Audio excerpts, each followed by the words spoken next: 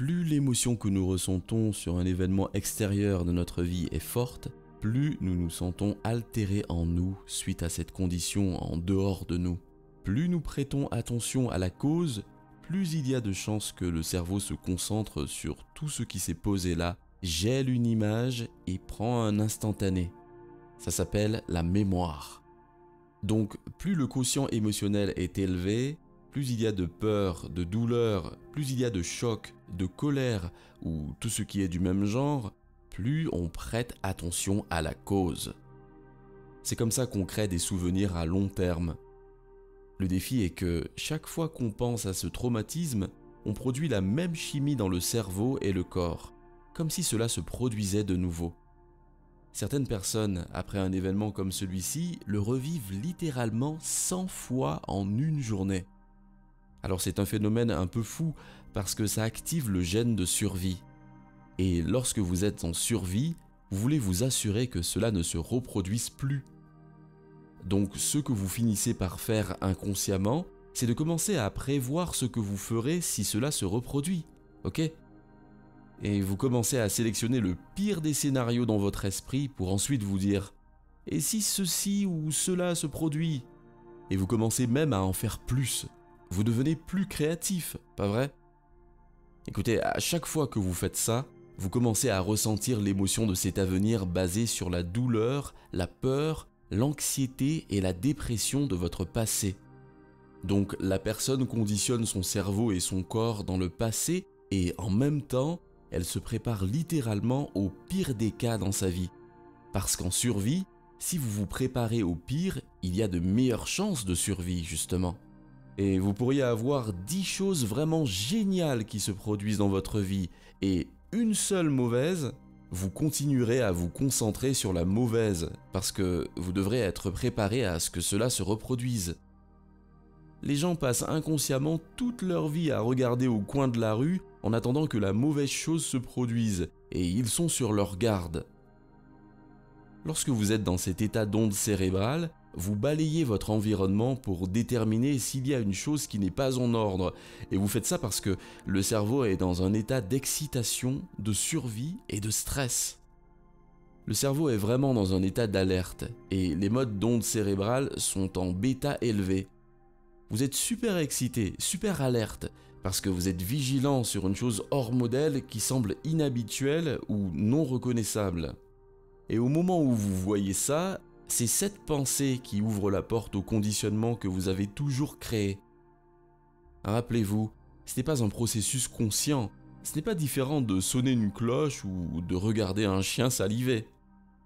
Le stimulus provoque également un changement automatique, autonome, physiologique et chimique qui se produit dans le corps de la personne, et cette personne, d'un point de vue biologique, est littéralement replongée au cœur de cet événement.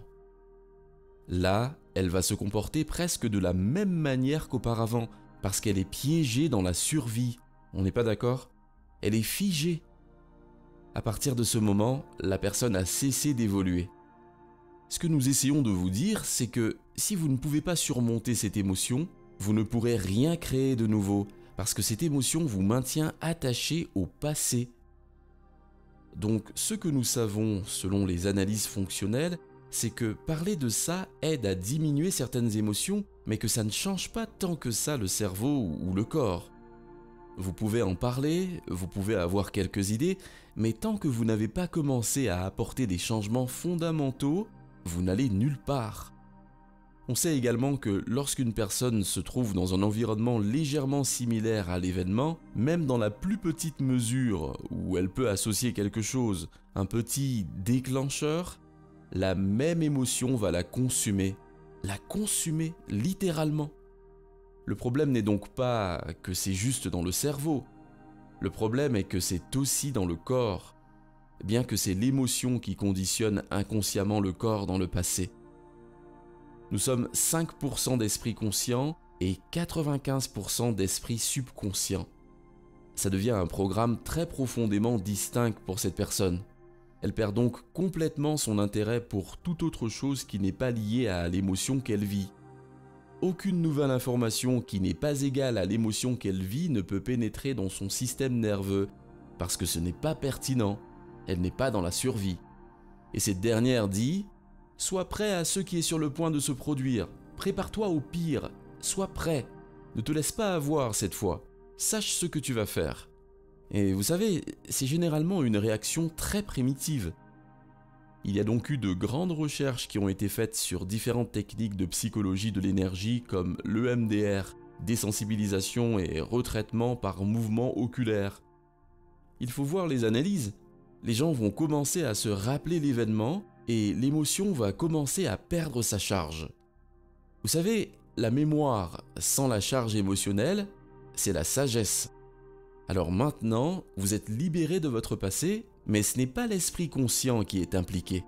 Le mouvement REM, le mouvement des yeux dans l'EMDR, simule le sommeil REM. Et vous êtes en mesure de consolider les souvenirs, différemment des personnes traumatisées qui parfois ne rêvent pas ou font le même rêve. Dans la méditation, souvent, vous pouvez donner aux gens les instructions appropriées et mettre en place ces conditions dans leur environnement où ils se sentent suffisamment en sécurité. Pour moi, il ne s'agit jamais de l'événement. L'événement est accessoire, il s'agit de l'émotion. Alors lorsque vous commencez à réduire le volume de cette émotion, vous apprenez à une personne comment dépasser son esprit analytique pour entrer dans le système d'exploitation où les programmes subconscients existent, à changer les ondes cérébrales et commencer à apporter des changements importants. Quand elle commence à faire ces changements subconscients, elle est moins réactionnaire. Vous lui apprenez à trouver le moment présent.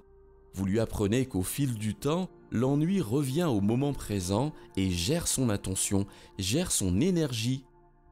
Ce faisant, vous dressez littéralement un animal qui a de très mauvaises manières. Le corps est juste conditionné pour être comme un animal sauvage qui est en mode survie. Mais quand vous commencez à travailler avec lui, que vous continuez à le calmer, vous brisez cette réponse conditionnée et vous lui dites qu'il n'est plus l'esprit de colère, que vous êtes l'esprit. C'est comme ça que David commence à affronter Goliath. C'est là que chaque fois que vous commencez à le faire, au début cela vous demande beaucoup d'efforts et beaucoup d'énergie, mais si vous continuez à pratiquer, je vous assure qu'on a vu tellement de scintigraphie cérébrale pour montrer que tellement de gens guérissent de l'anxiété et de la dépression. Vous ne pouvez pas être inquiet si vous êtes dans le moment présent. Vous ne pouvez pas être déprimé, vous êtes dans le moment présent. Vous ne pensez ni à l'avenir ni au passé. Et vous commencez à gérer ce monde. Et par conséquent, le corps qui s'accroche à cette émotion, quand il est finalement dressé, comme un animal dressé à s'asseoir, si vous travaillez avec lui, si vous continuez à lui demander et à l'entraîner à s'asseoir, tôt ou tard il va acquiescer, tôt ou tard il va se rendre à un autre esprit, et quand cela arrivera, boum, il y aura cette libération d'énergie. Reprogrammer le subconscient signifie l'esprit conscient souhaite et désire, un programme de l'esprit subconscient. Et si vous prenez les souhaits et les désirs et créez ces programmes, devinez quoi ? Vous n'avez même plus à y penser. Vous jouerez des comportements automatiquement 95% de la journée pour manifester ces souhaits et désirs. Si vous mettez des écouteurs la nuit pour écouter un programme de ce que vous aimeriez vraiment être dans votre vie, dès que votre esprit conscient se déconnectera, ce programme va jouer. Et il ne va pas jouer dans votre esprit conscient qui s'est arrêté, non, ça va directement dans l'esprit subconscient. Avoir une pensée positive ne nécessite en rien que ces pensées positives se manifestent réellement. Il y a un élément qui a été laissé de côté, et si vous ne comprenez pas cet élément, vous criez alors face au vent avec vos pensées positives. Rien ne va se passer. Le fait est que lorsque vous avez des pensées positives, vous utilisez votre esprit. L'esprit influence la biologie, mais ce sont deux parties de l'esprit qui sont complètement différentes les unes des autres. Pourtant, elles travaillent ensemble.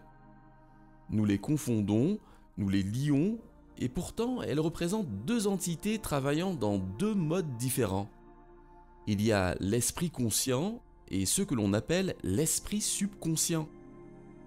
Voici ce qu'il y a de très important que les gens doivent savoir. L'esprit conscient est notre esprit créatif, qui est lié à notre identité personnelle et à notre moi spirituel. C'est ce qui nous rend tous uniques. Chacun de nous a son propre esprit conscient. Mais ce qui devient très important, c'est que l'esprit subconscient est équivalent à un lecteur de bande. C'est exactement ce que c'est. Il enregistre des expériences, puis les rejoue. Et maintenant, jetons un coup d'œil et disons... Bon, attendez. Il y a un esprit pensant, et puis il y a l'esprit du lecteur de bande. Et ce qui est différent chez eux est très profond. Lorsque vous regardez le pouvoir entre le conscient et le subconscient est 1 million de fois plus puissant. L'esprit subconscient gère notre biologie environ 95 à 99% du temps. Donc, pendant que vous avez toutes ces merveilleuses pensées, ce n'est pas le contenu de l'esprit conscient qui mène la danse, c'est l'esprit subconscient. Blâmer l'esprit subconscient comme étant une chose négative est donc la première erreur. C'est un lecteur de bande. Les programmes que nous avons développés, c'est là la source des problèmes auxquels la plupart d'entre nous sont confrontés. Ces programmes pourraient limiter nos capacités et nous enlever nos pouvoirs. C'est d'ailleurs ce qu'ils font essentiellement. La pertinence de la pensée positive est que cette pensée positive est une pensée créative qui vient de l'esprit conscient. D'accord ? Donc je m'assois ici et je vais avoir toutes ces merveilleuses pensées. Je vais fermer les yeux et visualiser toutes ces choses merveilleuses, mais elles finissent par s'arrêter et reviennent au caractère mécanique. J'ai ces pensées avec un petit processeur appelé l'esprit conscient, et je suis en concurrence avec les programmes qui sont dans le subconscient. Donc, si j'ai une pensée d'être en bonne santé ou d'être dans une bonne relation, et que j'ai des pensées positives, et qu'en même temps, j'ai acquis des programmes dans mon développement qui disent « Tu n'es pas en aussi bonne santé que tu le penses. Tu n'es pas ce type de bonne personne qui a ce genre de relation. » Là, voyez-vous, je place mes pensées positives contre mes programmes et ils sont en opposition. Mais ce programme-là fonctionne par un petit processeur minuscule et cet autre processeur est 1 million de fois plus puissant. Donc la question qui se pose directement est « Qui va gagner dans ce défi ?» Bien sûr que le subconscient va gagner. Mais voici l'autre partie. Bien que je puisse essayer de maintenir des pensées positives dans ma vie en utilisant mon esprit conscient, ce dernier ne fonctionne que moins de 5% du temps dans la journée. Ce qui indique que 95% du temps ou plus dans la journée, j'opère à partir de l'autre système de croyance. Là, il faut faire le calcul. Comment générer des pensées positives ? Et la réponse est, à moins que le subconscient n'ait les mêmes programmes et accords que l'esprit conscient, le pouvoir de la pensée positive ne fonctionnera pas. Ça ne fonctionnera pas parce que vous êtes en concurrence avec un processeur beaucoup plus puissant. Donc l'idée est que quand la vie ne fonctionne pas, quand on ne trouve pas cette relation que votre pensée positive recherchait, lorsqu'on n'a pas la santé qu'on souhaite parce que votre pensée positive le demandait, on a tendance à blâmer le monde extérieur parce qu'on se dit « à ma connaissance, j'aspirais à toutes ces choses merveilleuses. Alors si je ne les obtiens pas, ça ne peut pas être de ma faute, vu que j'ai toutes ces merveilleuses intentions positives. » Eh bien, ce qui nous échappe, c'est que lorsqu'on a toutes ces intentions positives, en utilisant notre esprit conscient pour ces intentions positives, c'est souvent le subconscient qui mène la danse. Et on n'a pas vu qu'on sabotait, détruisait et limitait généralement notre propre vie avec des comportements qui ne sont pas en notre faveur. Chaque nuit, quand vous allez vous coucher, juste au moment où vous plongez dans le sommeil, la conscience se déconnecte. La prochaine période de votre fonctionnement cérébral, pendant que votre conscience est déconnectée, est θ, qui est la même fonction cérébrale qu'au cours des 7 premières années de vie. Donc, si vous mettez des écouteurs la nuit avec un programme de ce que vous aimeriez vraiment être dans votre vie, dès que votre esprit conscient se déconnecte, ce programme joue.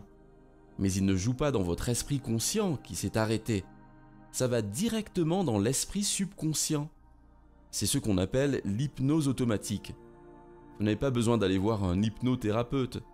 Vous n'avez qu'à choisir quel programme vous aimeriez avoir. Soit dit en passant, ces programmes et toutes sortes d'autres programmes sont en vente libre. Donc reprogrammer le subconscient avec des souhaits et des désirs signifie que vous n'avez même pas à y penser. Et vous réussirez parce que 95% de la journée, votre programme sera automatiquement en mode recherche.